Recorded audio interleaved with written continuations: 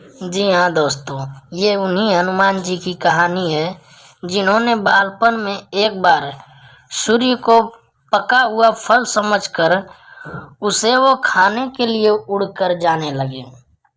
उसी समय इंद्र ने उन्हें रोकने के प्रयास में वज्र से प्रहार कर दिया। वज्र के प्रहार के कारण बालक हनुमान की ठुड्डी टूट गई और वे मूर्छित होकर धरती पर गिर गए। इस घटना से कुपित होकर पवन देव ने संसार भर में वायु के प्रभाव को रोक दिया था उस समय, जिसके कारण सभी प्राणियों में हाहाकार तो मच ही जाएगा। जब वायु ही नहीं चलेगी तो कौन सांस ले पाएगा, कौन जीवित रहेगा। तब वायुदेव को शांत करने के लिए अंततः इंद्र ने अपने द्वारा किए गए वज्र के प्रभाव को वापस ले लिया। साथ अन्य देवताओं ने बालक हनुमान को कई वरदान भी दिए। यद्यपि वज्र के प्रभाव से हनुमान की ठुड्डी पे कभी न मिटने वाला चिन्ह छोड़ दिया।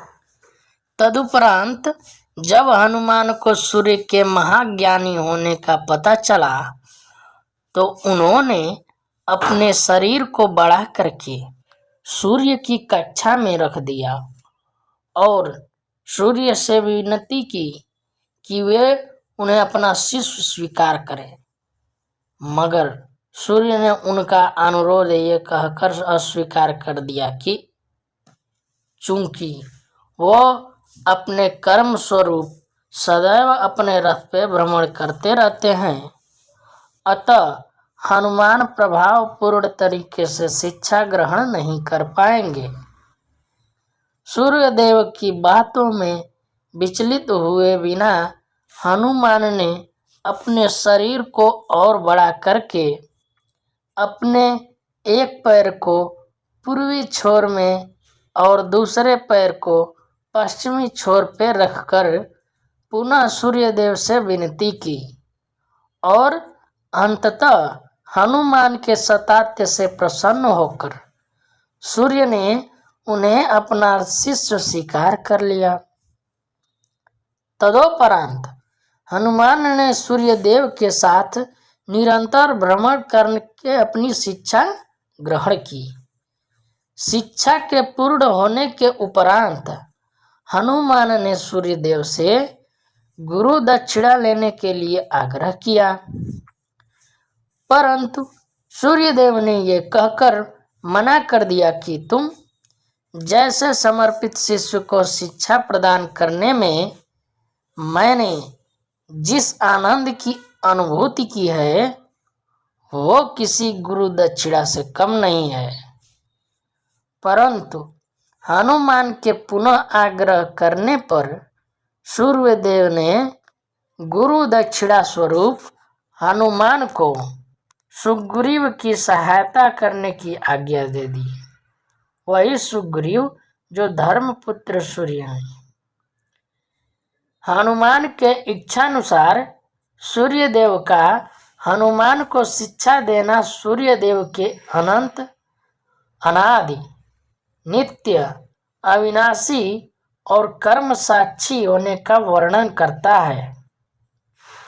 हनुमान जी बालपन में बहुत नटखट थे। वो अपनी इस स्वभाव से साधु संतों को सता देते थे। बहुधा वो अपनी पूजा सामग्री और आदि कई वस्तुएं को छीन झपट लेते थे। उनके इस नटखट स्वभाव से रुष्ट होकर साधुओं ने उन्हें अपने शक्तियों को भूल जाने का एक लघु शाप दे दिया था।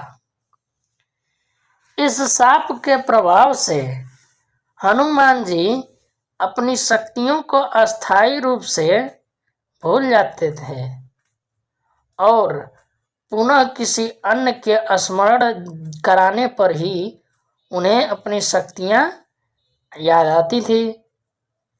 फिर क्या हुआ कि स्मरण होता था और उन्हें अपनी पुरानी शक्तियां जब याद आती थी तो उनको असीमित शक्ति हो जाती थी।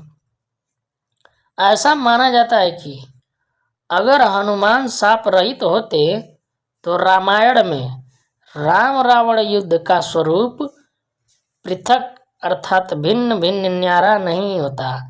कदाचित वो स्वयं ही रावण सहित संपूर्ण लंका को समाप्त कर देते, क्योंकि हनुमान जी को दोस्तों सभी देवताओं ने विभिन्न प्रकार की शक्तियां प्रदान की थी, तो इससे हनुमान जैसा बलशाली कोई दूसरा नहीं था उस वक्त। तो दोस्तों ये थी हनुमान जी के बालपन से लेकर उनके नटखट अवस्था से लेकर सभी अवस्थाओं का थोड़ा थोड़ा वर्णन। तो आपको यह कहानी कैसी लगी आप लोग कमेंट बॉक्स में ज़रूर बताइए। धन्यवाद।